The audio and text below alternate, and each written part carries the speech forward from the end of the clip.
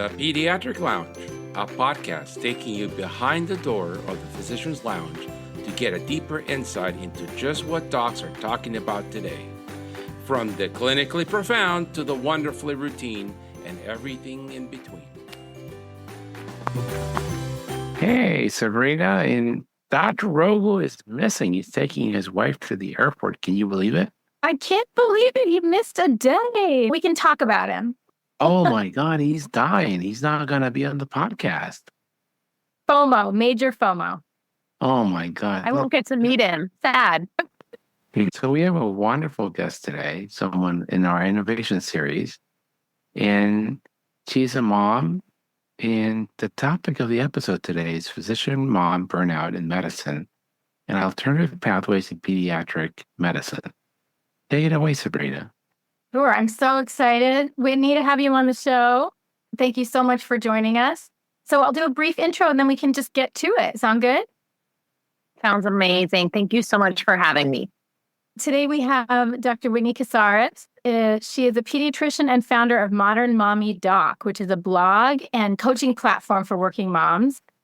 Dr. Casares has authored 3 books on parenting and work-life balance for mothers, and is currently a pediatrician at Blueberry Pediatrics, which is a virtual first pediatric care company. Thanks so much again for joining us. So I think we'll start with kind of our general question, which is why pediatrics? It's funny. Someone was just asking me this last night because with all the work that I do, I have a special degree on top of the pediatric residency, a public health degree in maternal and child health as a specialty. You would think that I would have been an OBGYN. But the thing is, I am not the surgeon type. I can barely cut a steak, much less cut into someone and do surgery. And also, my personality is like most pediatricians, very warm and fuzzy and lighthearted. And so eventually I realized actually that's the place where I should be. I also loved the idea in pediatrics and on being able to follow a family long term. On pediatrics, we get to work with the family for a very long time. Sometimes prenatally, we meet a family, and then we see them all the way until that kid graduates from high school or graduates from college, even sometimes in my case. And so I love that you get that longevity and that you get to have a relationship with the parent and the child simultaneously. So that's why I chose pediatrics, and I'm so glad I did. I would have been an abysmal failure in the surgical world. Not tough enough. I highly doubt that, but we'll take that answer. So I avoid OB just because of the darn stress. Yeah. I can't, I know they look at it like this is a miracle. Yes, it's a miracle 1,000 times, but the one time the miracle doesn't turn out, that would be it. I'd be done. I would be a drug addict after that. Yeah, I think so too. And I have a friend who's a gynec surgeon at Sloan Kettering. So she's even taken it a step further. And now she does the most severe ovarian and uterine cancers and doing research. And my gosh, yes, the stress of that, of literally feeling like you are this person's last chance would be very difficult for me. I agree with you also in terms of that miracle of life when you're bringing a baby into the world. It only takes one time for it to go terribly wrong that I would feel like I can't do this anymore. No. Well, and to your point about working with families long term, it's always felt like such an honor to be behind closed doors and know things about how families are working that most people don't see. You're privy to this information that's really private and privileged, and they're trusting you, and it's a really special relationship that most people don't get.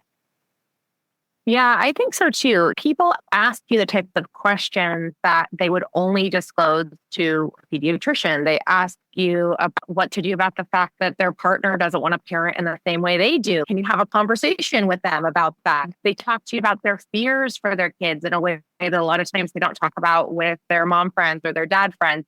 So it does feel very privileged. And I think that's part of why I got going in the work that I did is that people asked me all these pointed questions that I felt like, my gosh, I need an hour to dive into this. So let me write it down and then I'll come back to you and we can get back into what I really think. So I'd be able to have these kind of surface level conversations because I only had 2 minutes to dive into it. But then I realized, there's all these work-life integration things that I really cared about what I wanted to talk about too. Yeah, so I'm so blessed because I'm a male, and mostly, I'm generalizing, women bring the children into the exam room, and they're so awesome. And they tell me all, they're like, put it all on the table, and I get to connect with them. And it's just such a darn joy to see that and be part of that. I just don't think it's anything that comes anywhere near close to that. Yeah, I think so too. I think also go ahead, Sabrina. Go ahead. Please continue. I think the thing that I'm also seeing in the patient room, not to bring it down because it is a huge joy, is these moms that are coming in and dad too, because I actually do think it's shifting, right? We're seeing more and more families come in and different partners come in. I was just watching On the Basis of Sex, that movie that's about Ruth Bader Ginsburg, and so I'm feeling my like notorious RBG mandate here that there are more dads coming in, and that the more we have men in the exam rooms with their kids, the more that it is going to change and make that normalized for our families. But what I see more particularly with the women that are coming in, the moms that are coming in, is that they feel stretched really thin in terms of their responsibilities and the mental load that they're carrying. But then they also feel stretched really thin by the pressures of the world, the conflicting messages that they're receiving about all the things they're supposed to do well and about what it means to be a good parent. My sense is, and I think when I talk to pediatricians who've been doing this for a lot longer time, that of course, like back in the day when it was only Dr. Spock telling us what to do, we had, these are the things that you should do. And if you do them well, you are a good parent. And now people have social media, they have their friends, they have what's happening online in an article, they have all the research that's happening. It's so confusing. And so actually one of the hugest joys for me is trying to distill it down. I'm sure for both of you as well, to say, okay, hold on, there's a lot of noise. This is what you actually need to do. This is what matters. This is where the evidence lies. So I feel that's so refreshing for parents because it lets them take a deep breath and stop feeling so anxious about what they're supposed to do to be good parents. And so how do you think about what that is? How do you think about what they should be focusing on, and how do you communicate that to them? Yeah. So it comes back to my own experience as a mom and training that I have, of course, as a pediatrician, like most of your listeners do. So, of course, we know all the information that's from the American Academy of Pediatrics. A lot of policies that are out there, a lot of kind of guiding principles that we all have. We also know those guidelines change over time, and that sometimes when people are applying them to the real world, it doesn't always work out the way that we hope that it would, or that the American Academy of Pediatrics hopes that it would. And I'm a spokesperson for the AAP, so I believe in their policies and everything that's in their guidelines, but even they will say a lot of times they'll create guidelines and policies based off what they hope will happen in the future, or what they want to have funding for, or what's like this idealistic view of what life should be like. But when I had my first child, she did not follow the book. She did not follow the guidelines. She didn't even follow Dr. Spock. She could not. Now I know that she has autism level 1. So she would be what's considered Asperger's, but she's not like the Steve Jobs of the world. She has a lot of routines that she needs. She has a lot of sensory things that she has. And so a lot of the extra kind of fluff that was out there about what it means to be a good parent and the guidelines that felt like this just doesn't apply to me, I can't focus on that. I had to whittle it down and say, okay, what are like the 6 things that any parent can do to be effective? And so now in my new book, I outlined that clearly, but in my head, even at that time, I started to really figure out and distill down, what does it mean to be a good parent? Okay, it means I am attentive and responsive to my own individual parent, to my own individual child. I'm paying attention to who they are. What do they need? What is it that makes them tick? What are the nuances of who they are?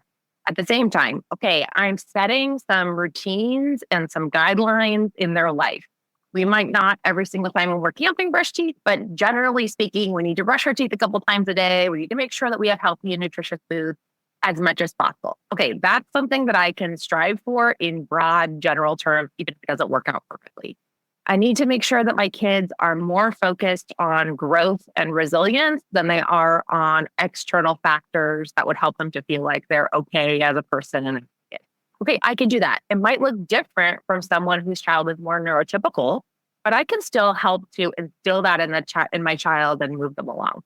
I need to set healthy boundaries for my kids and for myself. I need my kids to know that, yes, I want to be available for them and be in attunement with them, but I also am my own person and I have my own unique dreams and passions and things that I'm working on, and that's okay. So those types of things are the things that I really decided, okay, these overarching principles, that's what I'm going to pay attention to in my own life. And that's what I want to teach my patients that they can pay attention to as well. And then everything else is an extra. Like if you have the bandwidth to do all these little extra things, amazing. But at the very least, if you're doing that, you can check it off the list of I am trying to be intentionally the best parent I can be. And I can sleep well at night knowing that I have set those intentions into motion every day. So 15 years ago, at a business meeting, I met at the time, he was an older pediatrician than me. And he had the best, just exactly what you're saying.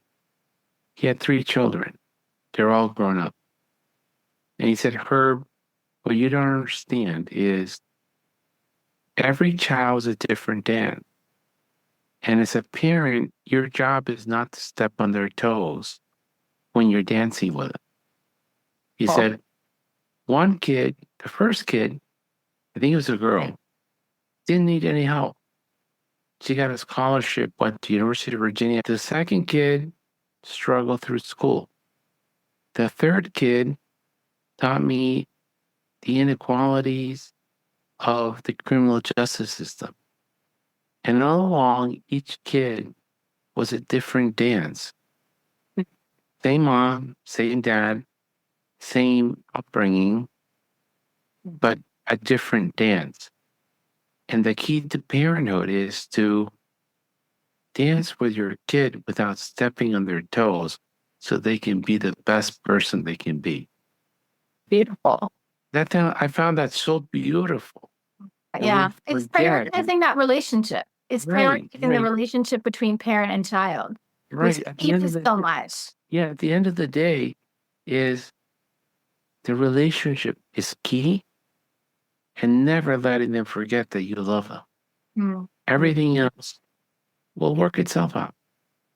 Yeah, absolutely. And I think sometimes as pediatricians, because we have so many mandates on our plate to do this evaluation, check for this, do the oral health, make sure you're worried about this thing, check boxes. I remember one of the most valuable lessons that I learned in residency. I bet you had one of the same instructions, Sabrina, as you were going through, since we did our program together, was about stop and think about, what does this individual family need? What's the major thing you could help this family with at this visit?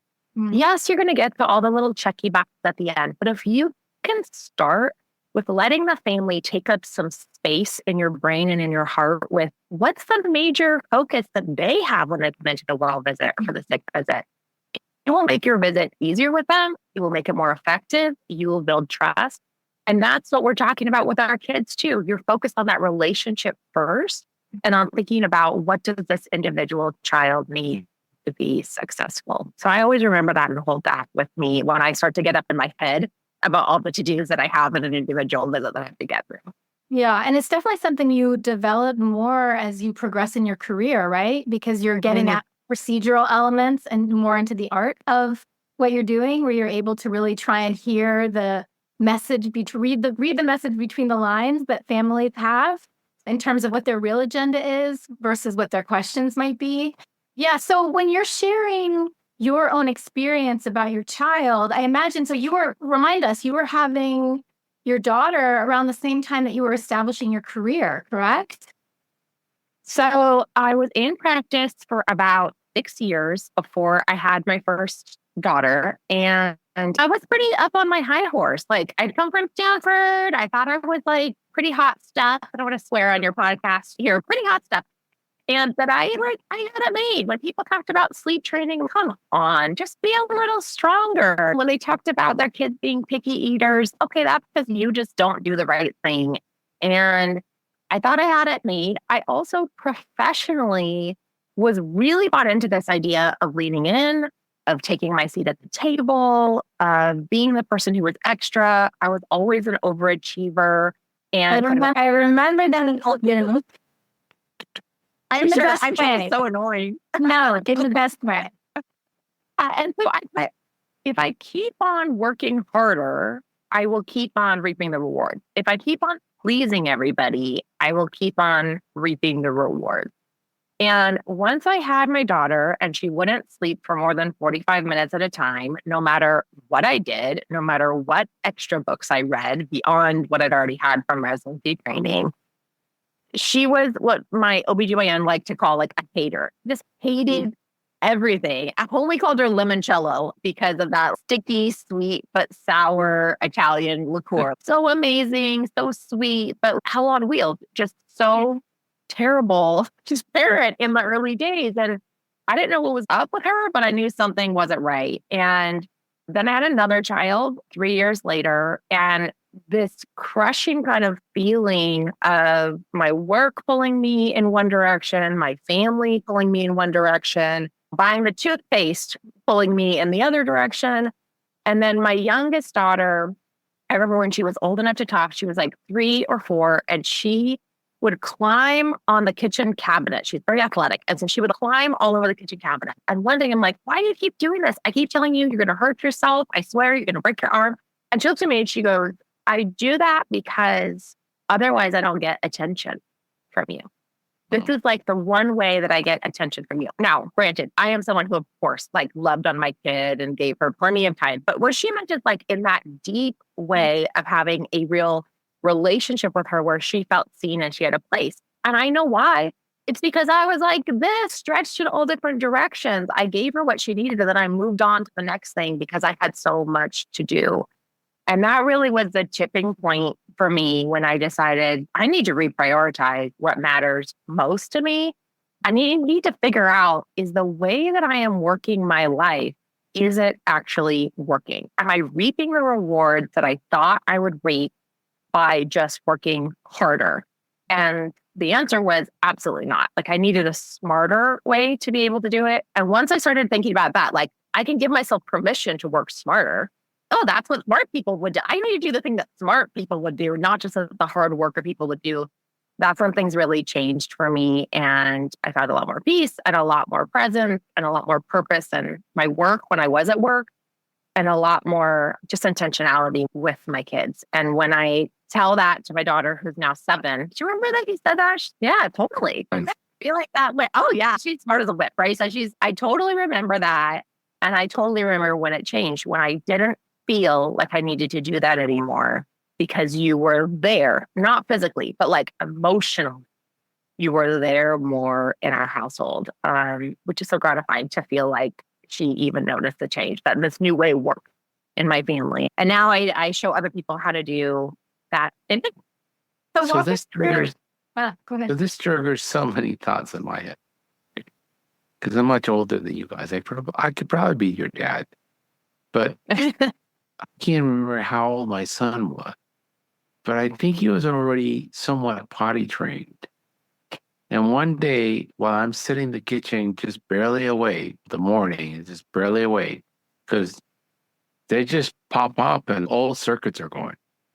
And I'm pouring my coffee. He goes, Poppy, can I poo-poo on the plants?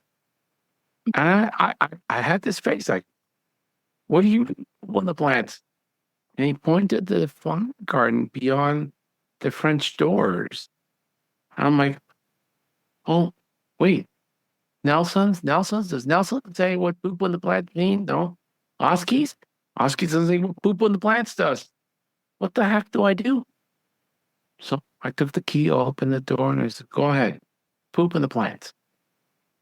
He went out in the flower garden, pooped in the plants.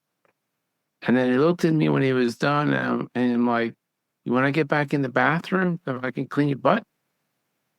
He goes, why? I said, the other option, I take the mulch and I put it in your butt. He goes, oh, let's go to the bathroom. And I screwed the kid. I'm like, oh, he's never going to get out of diapers. He's always want to go poop outside. There is nothing that trained me for this one moment in my life. Why does it have to be at 8 in the morning before I'm fully awake? Right. And that's really the journey of parenthood. He never did it again. But the anxiety it created on me as a parent, oh my God, I need to go to therapy for 2 years after that. It's true. But we don't understand it when we're sitting on this side of the chair as a doctor versus that side of the chair as a parent. Because these kids do not read Nelson before they throw it on it. They don't. Well, and to your point, Whitney, about translating guidelines or information, data into real world practice, they're two totally different things. They don't read the book, right? They And don't. yeah, I think that makes it really unique. A part of your story, Whitney, that I think it's so emblematic of pediatrics in general, partially because of our role helping families become families, right? The mom shows up with this newborn, and it's their first time really understanding what does it look like for me to be a mom, and we're helping them develop that confidence, and then we help both parents try and navigate that journey. But most of us at the same time are doing the same thing ourselves. And I think that adds layers to the encounter that we have from the perspective of the physicians that probably our patients aren't aware of, but I wonder how many of us are actually aware of it. Really conscious of that tension that we're trying to figure something out while we're helping our patients figure something out. Yeah, I think most of us aren't. And I think that the reality is the more transparent we can be or aware we can be within ourselves, and the more transparent we can be about how this is all a gray area and how we're all struggling or how we're all learning, maybe if you're not struggling, the more helpful we can be to parents. I think that my platform and my books have been successful because they're real, because I'm saying to people like, oh, I'm a pediatrician and I should know all of this, but here's this thing that happened to me. Maybe it happened to you too. And I don't think that takes away from our gravitas or from our professionalism at all. In fact, I think it helps us play in a space where parents are, because right now, parents are seeing so much stuff in social media from like real moms that are out there, or I don't know, the Jenny McCarthy's of the world, or all of these people that are like social influencers who are sharing their stories and being very real, but then their advice that they're giving isn't rooted in anything that's scientific at all. And they're not able in the same way that we are as professionals to bring it back to, yes, I struggled in this way, but then here's the thing that I came back to. Here's the principle I came back to. Here's the science I came back to. And so I think the more we can do of that as pediatricians with our patients, of saying, here's what I've seen really with patients that works, or here's what I really struggled with myself, or here's what I learned as a parent. You don't have to give your own specific example, but the more we can come at it with that perspective, I think the more helpful that it is for our patients. I think gone are the days of we are the professional and we're a little robot and we go in there and just get out rote advice. The parents are not doing the things that we're telling them to do when we do that. It's not effective. Yeah, and it doesn't ring true, I think, too. So getting back to your turning point then, walk us through what specifically did you change then that made your third child notice that something had changed? Yeah. So I decided I had to start with a perspective change. Like a lot of philosophies or a lot of programs that talk about like changing your life or changing how you're doing things start with strategies around, okay, how could I be more effective and efficient? How could I delegate to other people so I have less on my plate? How could I learn some boundaries? And I realized all of that stuff would fall a little bit flat for me if I didn't actually change my entire philosophy about the way that I operated. So I think because as a physician and as a pediatrician, I had spent so much time just getting to the next thing and kind of living in the moment of what my career was going to be and my family and getting the night call and all of those things. I wasn't really thinking big picture about what do I want my life to look like. So that was the first change, was starting to think about when I'm 80 years old and I look back on my life, somebody's throwing me hopefully a party to celebrate me. what are the things that they're going to say about me? What are the things that they're going to say? Oh, these are the values that she held true. These are the things that defined who she was. And these are the things that she really cared about. So that was number one, is starting to think about big picture, what I want that to be. And then in order to define that, I started thinking about what areas in my life do I want to prioritize, and how do my individual values and my gifts and my skills, how do they translate into an actionable item that I can focus on every single day? And I think about this as physicians, we're really used to triaging all the time. We triage, oh, that patient comes in, they're really sick, I need to see them first, or I'm in the hospital, of course, that patient needs to be intubated, they're dying. Like, we do that constantly, but in our own lives, and this is true for moms just at large, we tend to give equal weight to everything that's in our lives. Oh, that toothpaste that I need to order on Amazon is just as important as my child who needs my attention right now as we're riding in the car. When of course we know, like deep in our heart, that nothing could be further from the truth, but that's how we operate in our daily life. So I had to get crystal clear about where are the areas that I want to place my time, my energy, and my focus. And I ended up kind of distilling it down to 5 key areas and kind of actions associated with that. The number one was I care a ton about contributing to women's lives and to families' lives, but particularly to like that mother-child relationship and wellness. And then I thought about, okay, what is my gifts that I have, or what is my kind of unique skill that I have in that area? It's writing and it's speaking. So that became one priority area. My priority is whenever people are asking me to speak or to talk or to write about women and empowering them and helping them to feel like they're the best versions of themselves and showing up in the best version as moms and as people, that's going to be something that I say yes to. The other thing is that relationship with my kids that we talked about. And what I mean is those kind of 6 categories of these are the things that make me focused on my kids. I could care less about contributing to my kids like PTA fundraiser and baking them cookies. That does not contribute to my relationship with my kids. But if my kids want to talk about something deep that happened with their friends that they are concerned about, I am here for that all day long. My kids want to show me on Minecraft the thing that they like care about, the world that they built that I care nothing about. I care about that because that's what matters to my kids. I'm building that attunement and that relationship.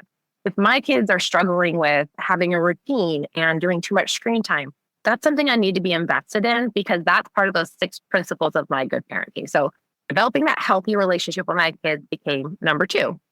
Number 3 became this area that has always lit me up, which is exploring new places in the world, new cultures, new ideas, new music.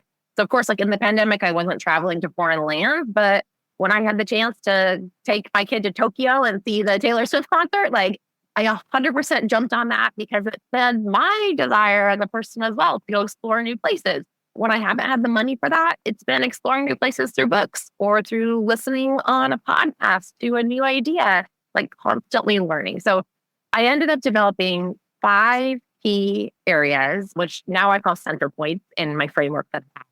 And everyone has their own Wi-Fi because it's easy to count on your fingers and for me to remember and even to journal and write down every single day as I'm getting distracted. And that became the huge shift of these are the things that I will be saying yes to in my life. And then everything else in my life, even if I have to get it done, I'm doing it with like minimal effort, or I'm giving it to somebody else to do, or I'm not doing it all if it doesn't matter to me. But these things, these are the yes. And that was the shift for me because I realized because I was a yes person to so many things, it was going to be really hard for me to say no. If I didn't know, oh no, these things I'm saying yes to, so I'm feeling positive about that. And it allows me to say no to all these other things that are basically keeping me from my main priorities. So in essence, prioritizing where you spend your energy, triaging your energy. Yeah, triaging your energy, but also my focus, my attention, my emotions. So what's the place where I'm going to spend my physical energy and my time, but also what things am I going to give brain space to, or what things do I need to just say, oh, that doesn't matter at all. I'm letting that go, or I'm letting that be something really small on my plate. So that's the shift that happened. And then I built strategies around what are the different areas that then have to get done. So there are things that are the non-negotiables in all of our lives, especially as pediatricians. I have to get my notes done, but that could take 2 minutes or that could take 30 minutes, depending on how efficient and productive I am. I have to get my laundry done, but that could be something that I think about and stress about weirdly. Like, how did laundry become something that we stress about? It's something that most moms, for sure, some dads, I would guess, stress about. But how can I put that into a little box so that I do it really quickly, I make it as efficient as possible, and then I move on with the rest of my life? The problem is, though, if you just focus on efficiency and productivity as someone who's an overfunctioner and a people pleaser and like an overachiever, then you're just going to add more stuff to your list to do more quickly. So then I had to build other strategies. Okay, how am I going to delegate to my partner and to my kids? How am I going to give them chores to do? How am I going to get my community involved? We all are villages, even though we all talk about how we're isolated, which we are. But there are people like at school that I could say, hey, could you pick my kids up and I'll take your kids to school this day? So things like that, I started thinking about that. I started thinking about those boundaries. What are things that I need to say? This is too big a request on my money, or I'm giving too much of my emotional self-worth. I'm taking the temperature of this friend, like, all the time. I'm wondering, am I okay for them or not? Versus saying, I don't really care. Whatever. I'm me, you're you. And then the other is the contaminators. So all the things in our schedule or in our home environment that we put there that eats up our time and our energy. The extra clothes, the extra clutter, all stuff that visually I see. And it's another to-do that I have to deal with. So how can I eliminate that? How can I make a meeting into an email? How can I make an email into a text message? How can I make it so that there's less time that I'm filling my calendar up with a bunch of to-dos? But fundamentally, that had to come back to who am I? What do I care about? Before I was able to implement those strategies. Because otherwise, I knew myself, I would have just added more stuff to my list that needed to be delegated or needed to be done. That should. Well, I wonder if we can. Go ahead, Herb. That's very interesting because I just finished reading a book on coaching people. And it talked about, it's the second time I come in the business world, of the triangle of misery. The triangle of misery is a concept that we all fall into a role of either victims, prosecutors, or problem fixers. And I think pediatricians mostly fall into that. Oh, you got a problem, let me fix it for you. Yeah, we're the hero. We're the hero, right? Mm-hmm. And one of the questions the author asked is, if you say yes to this, what are you saying no to? And that's a constant struggle, not only for moms, but for dads too, for couples. Yeah. If I say, yes, I'll take you on this vacation, but I won't earn income for a week on the practice, can I still pay the mortgage? If I say yes to this, what am I saying no to? And I thought that was so deep. When we say yes, you always need to stop and say, when I say yes to this, what is it that I have to say no to? Exactly. And I'll take it a step further, that for a lot of my life, I said yes to other people's needs, other pressures that people put on me. And what was I saying no to? Myself, my peace, my mental health, my rest, my ability to enjoy anything, my ability to be in the moment with my kids or myself even. Yeah, there is a real risk when we continue serving as the hero professionally and personally constantly. There is a sacrifice that we make. Yes. So can I play devil's advocate a little bit? Yeah, always. No, this is I'm gonna. That's why. She's asking permission. Who's going to say no? George is not here. How are you going to pay for it? Yes. I have a question for later, but how do I want to phrase this? To what extent is the busyness of our lives a choice? And to what extent is it just busier? And I'm thinking specifically if we broaden the lens to, say, women physicians, right? If we generalize your experience, Whitney, in pediatrics in particular, it's majority women, right? And we know that it's a field like primary care writ large that's experiencing record levels of burnout. To what extent is the experience that we're having something we can control? And to what extent is it just how it is? I know my experience personally, both as a mother and as a pediatrician, has been, no matter how hard I triage, there are things I can't change, right? And the responsibilities that we have. How do you think about that? No, I love that question because I actually think it fits perfectly into this. I actually don't even consider it a devil's advocate question. I feel like it's 100% piece of the pie we have to address.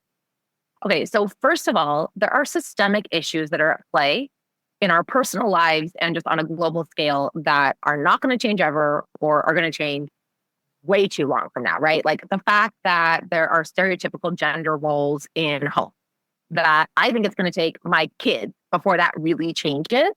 I am under no false pretenses that my partner will be doing half of the mental load in my house. Do I make small changes? Are there things that are happening? Are we having constant discussion about it? 100%. But I know that there's some of that it's going to be like, I'm fighting the good fight for my kids' benefit later on. There are things like unpaid parental leave. There are things like the culture of healthcare that are not changing anytime soon. So all of those things are at play. My thought is, especially for female physicians, I am not willing to wait until all of that changes or to throw my life away saying that's never going to change and then end up at the end of my life miserable. So I can't change a lot of things, but I'm not going to then subscribe myself to then, throw in the towel. And I think that's what being a parent of an autistic kid taught me, is that there are a lot of things that I can't change with her. So many things I can't control. I can't control her mood. I can't control if she's going to have medication side effects. I can't control what happens in her environment that puts us in a bad spot.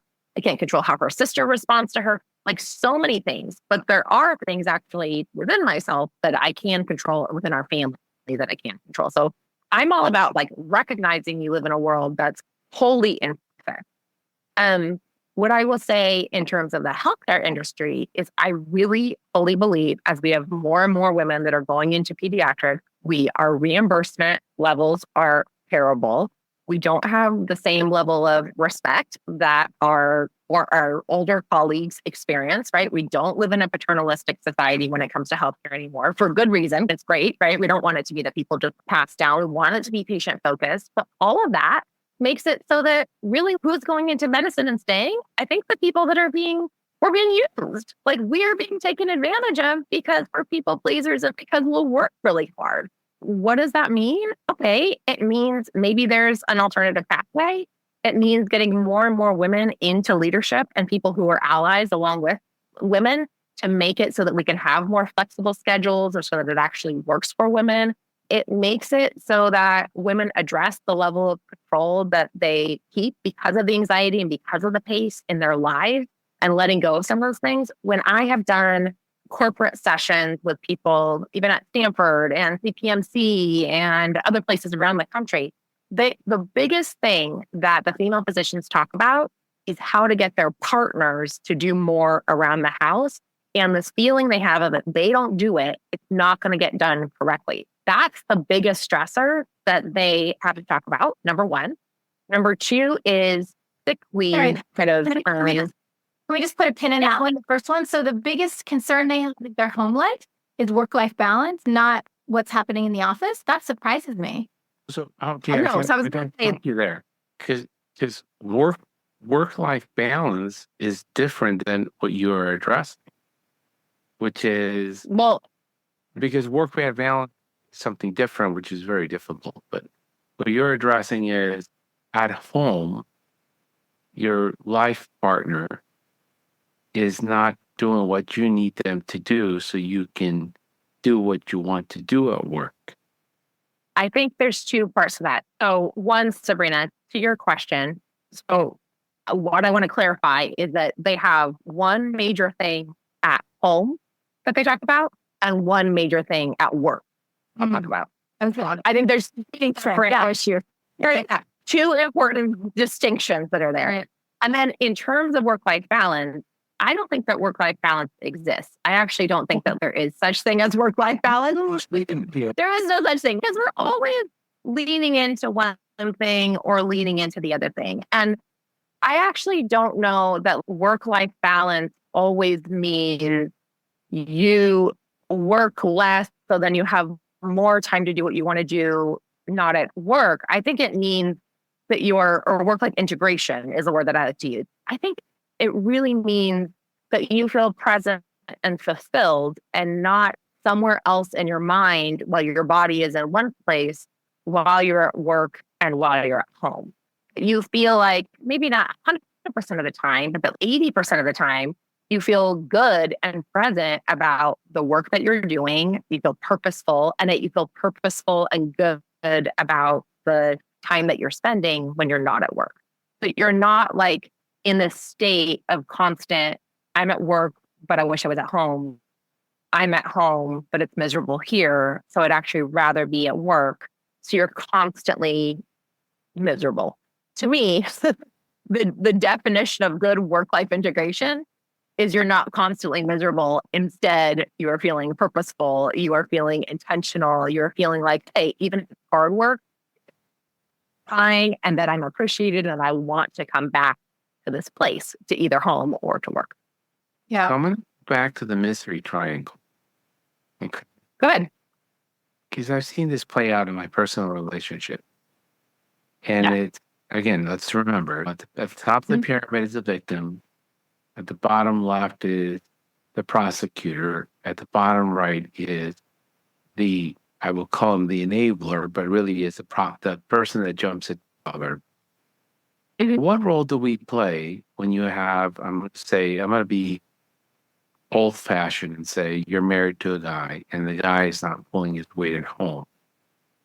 Are you really being the prosecutor and putting him in the victim slot? Or are you solving other problems so that he never has the opportunity to build the skills to do the laundry, cook the meal, do the other things that will help you out?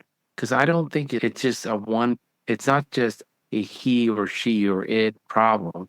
It's a dynamic problem. And how do we get away from the victim mentality of my partner doesn't pull their weight, and because we can only change what we do for ourselves. What can I do to coach my partner up so that they're supportive? Whatever it is, picking up the kids after school, cooking a meal when I have to work late at the office, making sure that they separate the whites from the colors and put them in the washing machine properly. What role do we play? We need to address the role we're playing because it's a relationship. So what I do either enables you, makes you feel like crap, or doesn't allow you the space to grow. Absolutely. So I think what you're bringing up is so important. We can so easily become the victims, play the role as victims, I think, in heterosexual relationships when we're parenting with another person. And we can also take on this gatekeeping role where we're the only ones who are capable of doing the task. So we're not going to give it to the other person. When someone does it, they do it wrong. So now we're the persecutor because we're the one saying you did it wrong and that person's in trouble. We can become where we're the persecutor and then we're the hero because you did it wrong. So now let me save the family by doing it absolutely right. So here's the solution. A solution to me is twofold. One, it's in your communication. It's in learning compassionate assertiveness. So it's instead of the blaming and the you're on a different team and I'm on a different team, this is the need that I have. And I understand these are the needs that you have. And so how do we work together? Because we have a common value of wanting our family, our house, our business, because we are in a business relationship with our partners. I want this business to be successful. That's what gets people out of this triangle situation. Because now instead of it being like, you're in this role, I'm in this role, it's we're a team together.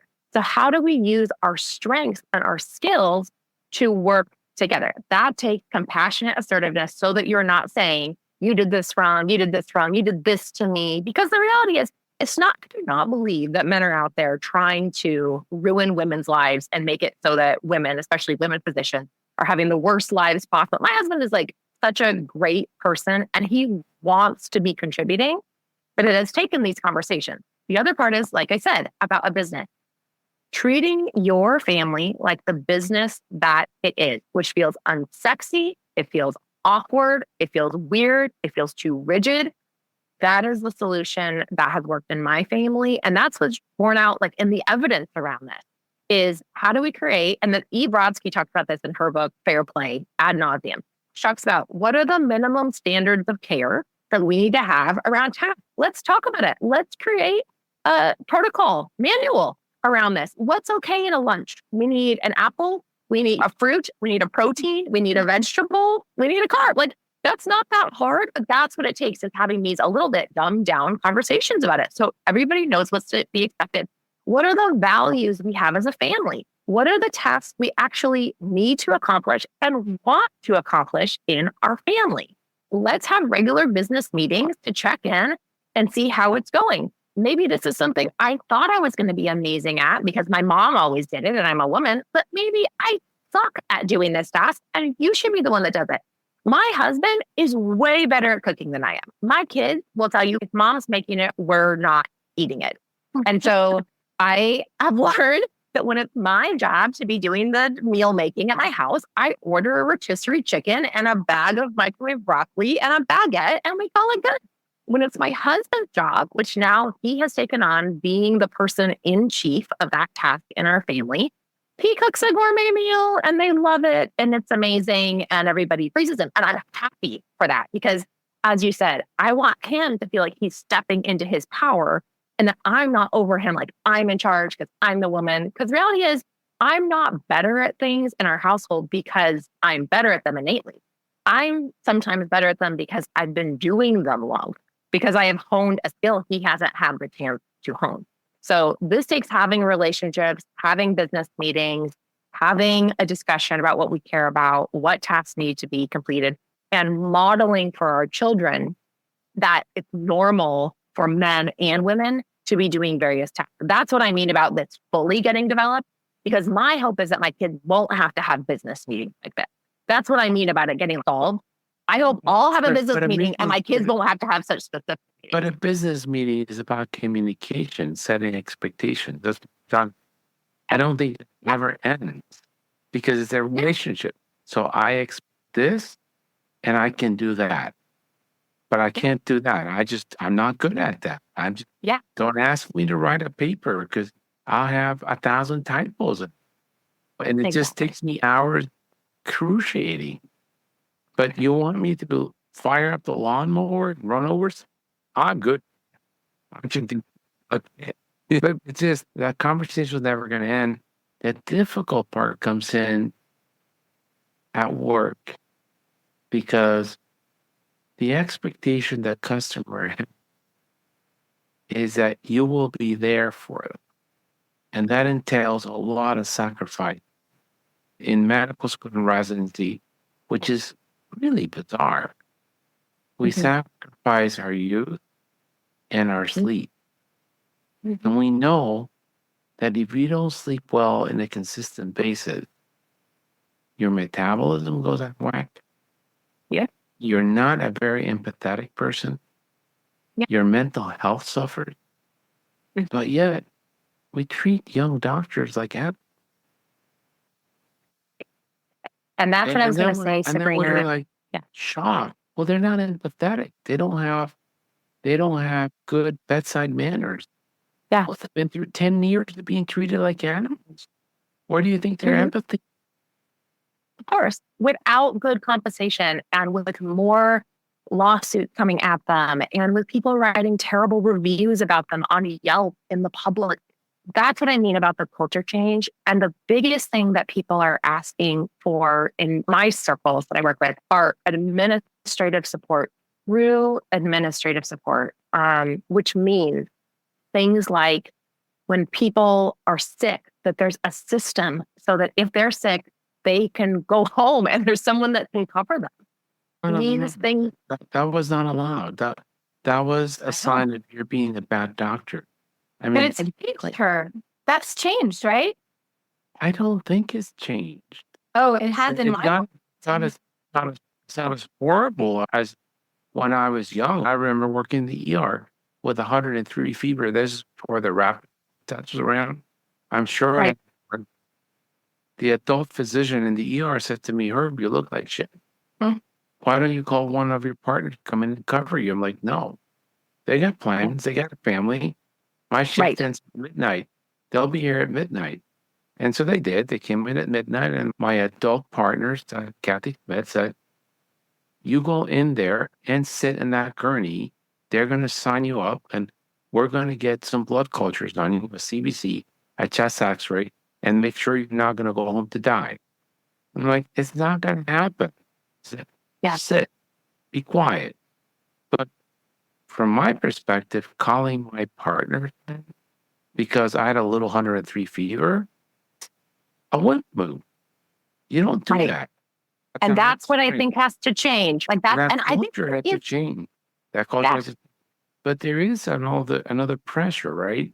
Which is you both are moms, you both are successful, you're both incredibly engaging and intelligent, and you want to see me at 8:00 at night because you can bring one kid's partners home, and so you can actually have a conversation with them. How do I? Well, I have a solution for that. I don't have a solution For that. How do I have a clinic so that the customer needs are met, Mhm. but our family lives are still respected? And that, I think, is what has been so hard. We haven't been able to how do I respect Sabrina's home life because she wants to be home for dinner with her kids and her husband. But Mhm. our customers in the practice want to come in when the other partner's home so they can actually have a conversation and not miss time away from work. I think that may be a great segue to talk a little bit about how pediatric practices might be changing to accommodate that problem. Yeah, exactly. There are new advances in that area, which is so hopeful for me. And I want to say, before I say that, let me just say too, going back to the administrative help that people are hoping for, I do think we're starting to see shift. It's going to be slow, but we're starting to see residents unionize. We're starting to see care programs, like childcare programs at hospitals. We're starting to see more parental leave programs. We're starting to see more of these sick programs that are popping up that make it so that you're not inconveniencing your other partners. There's someone who's actually assigned to be the person so that if you have 103 fever, you can go home. So to me, those are the things that are going to shift things and keep people from burning out and leaving. And then in terms of the actual healthcare models, we are seeing innovations. If there is a silver lining to the pandemic, it's this, is that telehealth is becoming more of a thing. The company that I work for, they provide 24-hour urgent care appointments for very basic things, not anything that's going to be, you need to listen to someone's lungs, but things like they'll send an otoscope to the family. It hooks up to my computer. It takes an actual video of the tympanic membrane. I can see, is there an ear infection or not? I can help that family by diagnosing the ear infection, treating them with antibiotics over the phone, in a video chat. That person doesn't have to leave. I'm in a shift. I'm in the morning taking my kids to school and then picking them up. So there are things like that are starting to evolve. Is it perfect? Absolutely not. Is it going to change overnight? No. Can it solve every single problem? Absolutely not. But I think when you think about even how movies have changed and what we're able to do with CGI, like all these things, like why shouldn't it be that healthcare changes in those same ways and that we're capitalizing on technology and on the way that people use their phones and use the world. We shouldn't be, we should be embracing that so that we can make the lives of our patients better and also the lives of physicians better. Yeah, I want to put a finer point on that even. The point I think about how technology can ultimately help us. If you think about the use of the digital otoscopes, right? So at the moment, it sounds like your visits are synchronous, meaning you see them and you're getting transmitted the images at the same time. They send them in. Yeah. And then we look at them. So they submit the video. And then there's actually a customer service person who is trained to see, is this an eardrum or not? They make sure it's an eardrum, and then they send it to us. And then we say, okay, it's an infection or it's not. So all of that's done on the back end before it ever gets to us, so that we're not messing around with the patient being like, oh no, you're this way, it's too fuzzy. See it, there's earwax. Someone is actually making sure that there's an eardrum itself. And they use AI for part of that as well. Yeah. To be able to detect, again, not perfect, but it does save that time. So that way it doesn't. So then we can envision a future where the vast majority of these nighttime or inconvenient time urgent care visits where the parent's concerned about an ear infection, let's just use that as an example, where AI that's trained with enough images of tympanic membranes, both normal and abnormal, an AI-based tool could do all of that asynchronously, right? So that a pediatrician is not required to get out of bed at 1 a.m. to help a family understand whether they have an ear infection. So I do think that there are answers coming that can really help us. I'll plug this till the day I die, but I think the only way those things become helpful to us as pediatricians is if we engage with them. We have to help train them. We have to help ensure that they're built in a way that really serves families, because we are the only people who really understand families, and that they are built in a way that serve us, right? So that we can better support families. Yeah, exactly. And I know there's a lot of worry about AI taking jobs, and could this replace it? Is it like we're trying to train AI to have it not be needed? I think, to your point, Sabrina, that's the way that we are keeping things like this from happening, is for pediatricians to be involved in the creation of these things and to figuring out where do you need the actual physician to be communicating with the families. And we all know as pediatricians, there are nuances. Just because you see that there's an ear infection doesn't mean that's something going on. Just because you see that there's an ear that's not an ear infection doesn't mean that there's nothing going on. And so you could just have a computer say, you're good to go. You don't need anything else, right? Like, there are tons of nuances around it where pediatricians and physicians are still needed. But I think you're absolutely right. It's like social media. Like we talked about in the very beginning, we can either be part of it or part of the tech movement or not, but it's happening. So I'd rather be part of it. Yeah. The only other point that I'll add, and I'm still skeptical about how the sort of medical kits with the digital otoscopes are going to handle that. No one will wrestle a toddler better than a pediatrician to get a look at the ear. That's true. That's true. Like, there's no software be able to do that. Even a parent can't do that. Like, hands down, we win the toddler wrestling game, right? 100%. Yeah. And so there's two things. Here's George Rogel. How are you going to pay for it? And unfortunately, after the pandemic, the commercial payers are starting to scale back on telehealth payment, which is a reimbursement payment. And that is a barrier to innovation. And the other one is there is real value to the relationship. And if it's your ecosystem, there are very few single solo pediatricians left in the country, but they are in rural America. If you're seeing someone within your pod in the evening and says, yeah, there's no pus in the middle ear. You got some fluid, and that's why the kid's cranky. But antibiotics are not going to solve your problem. Try some Motrin, and I'll send you some Flonase to see if we can get the fluid out. And give it a couple of days. If not, come back and see us in the office. That's much better. And coming from the ER and urgent care background, where you just got to take the shotgun and shoot at everything, because you don't get a second shot at the apple in urgent care for ER. Just you either fix it or it's not important, and no harm's going to come from it. Yeah.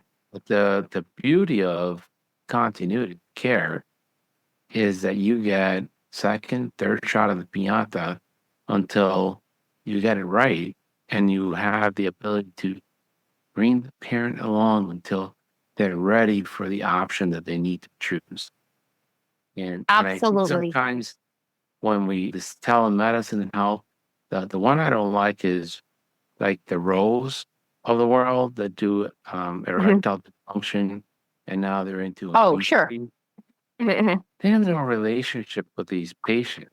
They're like, you have a problem, we'll give you a medication. We'll monitor that. Yeah, And that's the absolutely. So I wild, think wild west. So we need to be in the middle. You have a problem. There's some option solutions. However, it's not always leads for me selling you a product. 100%. And here's what I'll say, a couple things to what you said. Number one, I think that primary care physicians, we need people to have primary care pediatrician, people that they are connected with, that they have long-term relationships. I don't think that urgent care should ever take the place of that. I think that to bridge this gap though between burnt out primary care pediatricians and the needs of the families, as you're talking about, these very competing needs, we have to have some solution. I want that solution to be board certified pediatricians, not people who don't have the training and don't have the understanding and don't understand families, don't understand kids. I also shared your skepticism about, I'm going to get on the phone with these people or get on the video and they're going to want this from me. They're going to be like, I came for an antibiotic. Where's the antibiotic? And that's it. The technology and the algorithm actually puts that person back in my caseload. So if I'm working 5 days in a row and that person, it didn't work with me saying, just do the Flonase, give us some ibuprofen, they will actually come back to me 2 days later. It will just automatically like populate on my thing. And I will be able to still have a conversation with that family. So I love that component of being able to still have continuity with people, still be able to bring people along, still be able to educate people.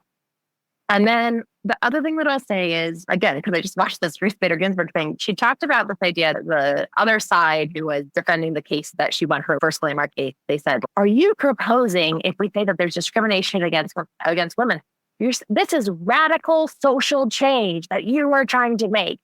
And she rebutted back, the change is already here. People are already going to urgent cares and using telehealth. They're already using this. They're already asking for it to be outside of regular traditional office hours. We just want to, I think we should, as a group, I don't mean me, my company, because I care less about that. We, in terms of a community of pediatricians, yes, have to meet people where they are and follow the climate of change that is happening for them, where they will go to seek care wherever it works for them. And then lastly, in terms of payers, who's going to pay for this? You're right. Health insurance, scaling back. In my perfect world, corporations pay for this. They pay for it for their employees' families so that they don't have to miss work, so that their people don't have to come in late, so that their people don't have to leave for 4 hours in the middle of the day to take their kid to an office appointment. Or we're up all night, so now they're ineffective and they're not creating optimal work at home. We have those people paying, or we have large insurance companies that are paying for it. So that way it's a service so that their families aren't going to the emergency room or going to a more expensive urgent care. Blueberry, for example, it's $20, $24 a month for the entire family of however many kids you have, unlimited visits for the entire month. That's pretty cheap for a family, but still there are some families who they've said, oh, I have to pay for this visit. Is that still a financial burden? So to me, taking it off the families completely and making it adjunctive care, not primary care, is the way that we retain the tradition and the community and the relationship that we have with our patients as primary care people, but that we use our workforce in a way that works better for them and that works better for the patients. Yeah. And ultimately, one can see a world where primary care clinics are partnering with organizations that, like Blueberry, that sort of extend their footprint so that it provides Yes. a convenience that the clinic itself doesn't have the ability to provide. And then if you can link that to outcomes like fewer ER visits, or then it Right. can be something that's reimbursable, which in my mind, given the number of kids in this country covered by Medicaid, becomes a candidate for Medicaid to cover it, right? Then it becomes accessible to more families. And to me, that's an end that we can all agree on. When we as pediatricians make them the enemy, it doesn't really serve our patients and ultimately doesn't really serve us, thinking of them as replacing what we're doing in our practice. Because to your point, parents are already using those services because we weren't providing them. Yeah. And Unfortunately, I wish we sometimes could figure out a can't. way. And Sometimes we exactly. can't. If you got a 3-person office, there's just no way that you can cover from a shift from 5 to 8 every night, Monday through Friday, be there Saturday and Sunday. Mm. There's no way. I Right. mean, Yeah. people will quit. They're like, I'm not working for you. I didn't sign Right. up for that. I have a life. Whatever that Yeah. life is, that's out of work. And that's okay. To me, that feels okay as long as we have reliable alternatives for our families when we're not open. We had these same conversations in my own practice where the mostly women just didn't want to be doing all of the urgent care every single weekend. And so we made the decision as a group to use the local pediatric urgent care and went through a process of vetting. And so I think as long as we can embrace solutions that we know are high quality, that's okay for us to work in whatever practice style makes practice doable for us, right? 'Cause Yeah. it's better, Sustainable. it's better to have a clinician that sees patients 2 days a week, but is happy and fully engaged during those 2 days a week, than a clinician that sees patients 5 days a week and is borderline suicidal every Yeah. morning you walk into the Yeah. clinic. Because they have so many Amen. pressures at home that they're a male or female, that they're not meeting the expectation at home. And they're like, I got to do this because I make money. But 100%. I have so much to do at home and I can't clear off my head because I'm failing my partner. Yeah, always. I think it comes back to that word sustainability. How do we make it so that the average woman who goes into medicine isn't leaving after 6 years? That is a problem. It's not working the way it is now. So what do? We have to start looking at alternative solutions. And how do we become part of the solution as opposed to letting the solution happen to us? Is the way that I really look at it. And I agree with you. I think that we brushed under the table for generations, people who struggled a lot with substance abuse and mental health abuse and all of that. And we're starting to talk about it more and more as physicians, but our culture, we still have steps to take to then decide we're not going to be the martyrs. We deserve to have a happy life. You can feel the tension when I talk to other physicians where they're like, I don't know if I do. I don't think I can do that because I'm supposed to be giving everything to medicine. We feel very guilty. And the reality is when we're 80, yes, it will have been so meaningful to give to our patients, but they're not going to remember who you are. They're 80. They're not. So we have to think about our own families and our lives. Yep.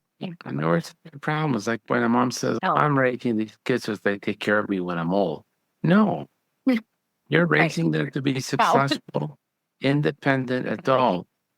And that's it. You can't have any expectation of what the kids will do for you because they'll have their own lives to live and their own dreams to chase. And you shouldn't impose anything on them. That's just how you should think about it. But yeah, I'm very pessimistic overall in the direction of this country.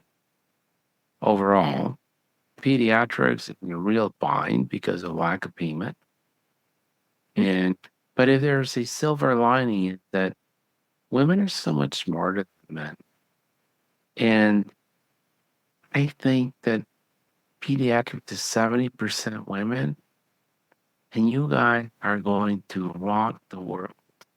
in a way that I cannot even start to imagine or understand. But you guys will solve it. It won't be my generation.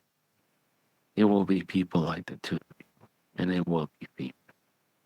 And that would be a wonderful thing for me to say.